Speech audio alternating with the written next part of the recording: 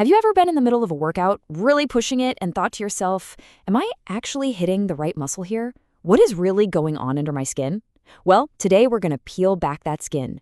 We're looking at the incredible science and art from Frédéric Delavier's Strength Training Anatomy, a book that literally changed the game for how we see exercise. Let's dive in. I mean, just look at this. The detail is absolutely breathtaking.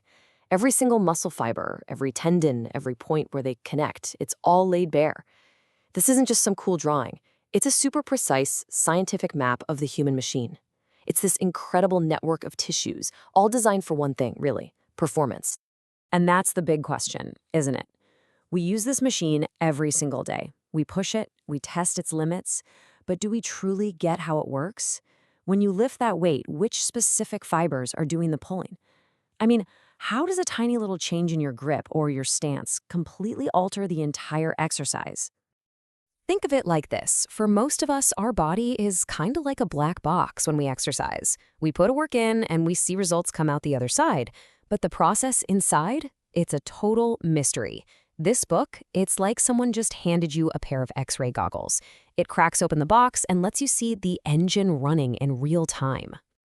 All right, let's put on those X-ray goggles. We're going to start by peeling back that first layer and really explore the art of movement, seeing it with a completely fresh set of eyes.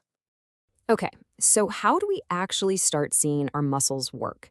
Well, to really get a handle on this, we're going to start with a super simple, classic exercise. It's going to show the power of this visualization perfectly. All right, first we got to get a key concept down, the isolation exercise. And, the name kind of gives it away.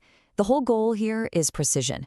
It's about putting a laser focus on one specific muscle or muscle group and taking everything else out of the equation as much as you possibly can. And a perfect example of this, the concentration curl. I mean, this is a classic isolation move. You sit down, you brace your arm against your leg, and bam, you've pretty much eliminated any chance of cheating by using momentum from your back or your shoulders. The focus is purely on that arm. And this is where the magic of these illustrations really shines. So on one side, you see the full movement, right? But check out the zoom in. You can see exactly what's working.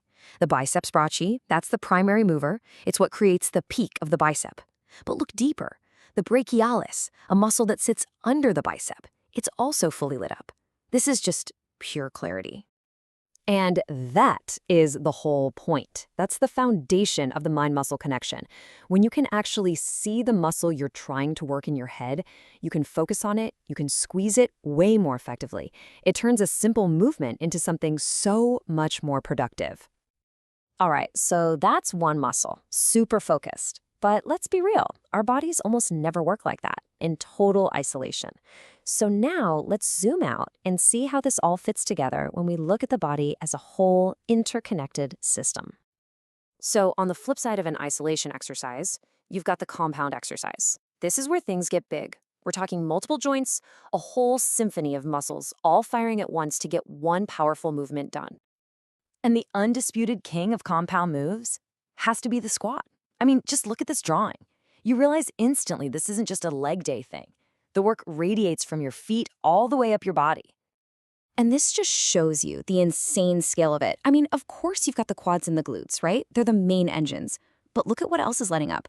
The adductors on your inner thigh, your hamstrings in the back, the erector spine, holding your entire spine straight, and even your abs are bracing your core. It is a total body effort, period. But with a big move like this, there's also big risk.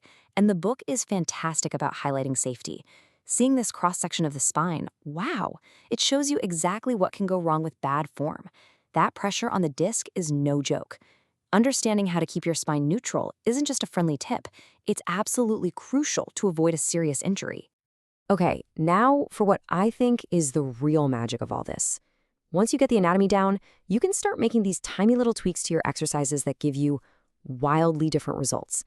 This is where you level up from just working out to intelligently sculpting your body. So let's take the good old chest press. Seems simple, right? You're just pushing weight.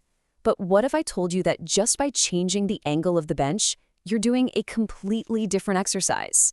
3 presses, 1 muscle group. How different can they really be? First up, the incline press. you set that bench to an upward angle, maybe 45, 60 degrees. And because of that angle, as you can see in the drawing, the focus shifts right to the upper part of your chest, those clavicular fibers. Then you've got your classic flat bench press. The bench is horizontal, totally flat. And now the stress is spread right across the biggest, meatiest part of the chest, that middle section. There's a reason this is the go-to mass builder for your pecs. And finally, let's tip it the other way with the decline press. Angle that bench down, and what happens? The line of force changes again, and now you're hitting the lower fibers of the pec major. It's the same basic push, but you're targeting a completely different section. So let's just break that down real quick. This table makes it super clear, right? The angle of the press directly and predictably changes which part of the chest you're hammering. And that, my friends, is the difference between just guessing and actually training with intelligence.